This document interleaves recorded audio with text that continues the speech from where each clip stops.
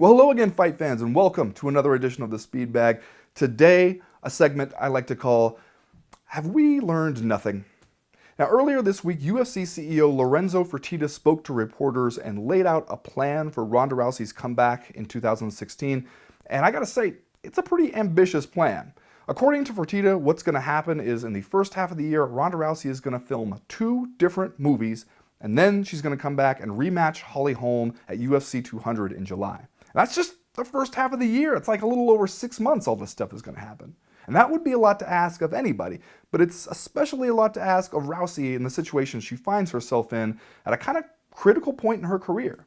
As you may recall, the first meeting with Holm, Rousey went in there and got her whole stuff broke. She basically just got outskilled, out-game planned, outfought by a better fighter.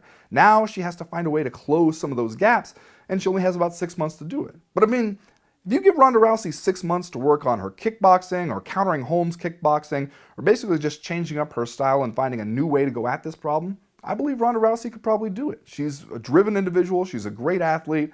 She could probably figure out a way to go in there and get it done with that 6 months to focus and learn. And yet, you give her that same 6 months punctuated by filming a Mark Wahlberg joint and reprising Patrick Swayze's role in a Roadhouse remake. I don't know, it seems like it's got to be difficult to find the time and the focus you need to go in there and do what you need to do to make the second match come out different than the first. It's kind of like Conor McGregor said when he offered his outside assessment of Ronda Rousey's problem in the first fight, which is that she kind of got to be living a little bit like Rocky Balboa in Rocky 3, and like the first couple acts of Rocky 3, where he's got a lot of distractions in training camp, he's kind of a superstar, he's not really focused on a hungry young fighter like Clubber Lang. Then he goes in there, gets smashed, and has to, go through a whole soul-searching process to beat Clubber Lang in the rematch. And he does. He does beat Clubber Lang in that rematch.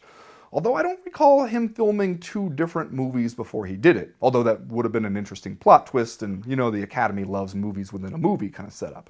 Point is, Conor McGregor, as he likes to remind us, has not been wrong yet. And it seems like we're taking Rousey and we're throwing her right back into that same trash compactor of circumstances that last time crunched her up into a dense little cube. And now we're just going to do it all over again in what she says will be an all or nothing kind of situation for her.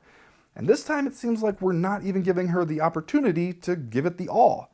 Just saying, with the way we're headed, kind of seems like maybe we've learned nothing here.